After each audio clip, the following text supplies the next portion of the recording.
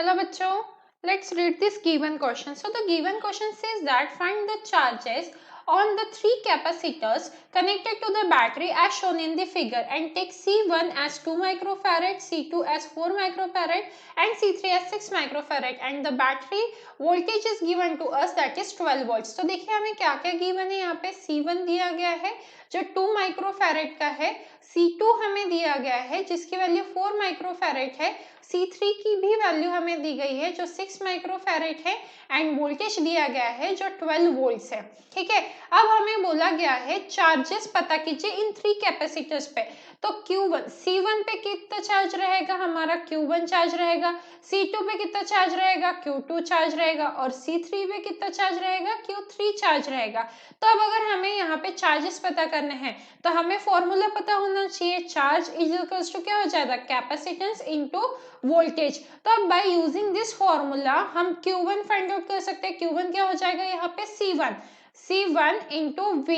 तो C1 की value क्या है यहाँ पे हमारी 2 और वोल्टेज क्या है यहाँ पे 12।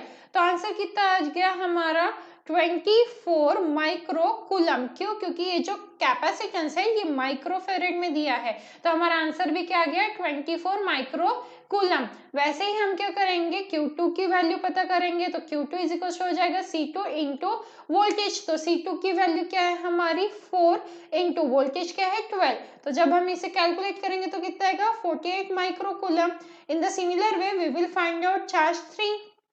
तो ये क्या हो जाएगा हमारा C3 इंटू वोल्टेज। तो C3 की वैल्यू क्या है हमारे 6 माइक्रोफैरेड और हमारा वोल्टेज कितना है 12। तो आंसर कितना आ जाएगा हमारा 72 माइक्रो कूलम। ठीक है, तो अब Q1 हमारा आ गया है यहाँ पे 24 माइक्रो कूलम, Q2 आ गया है हमारा 48 माइक्रो कूलम एंड Q3 आ गया है यहाँ पे 72 माइक्रो कूलम।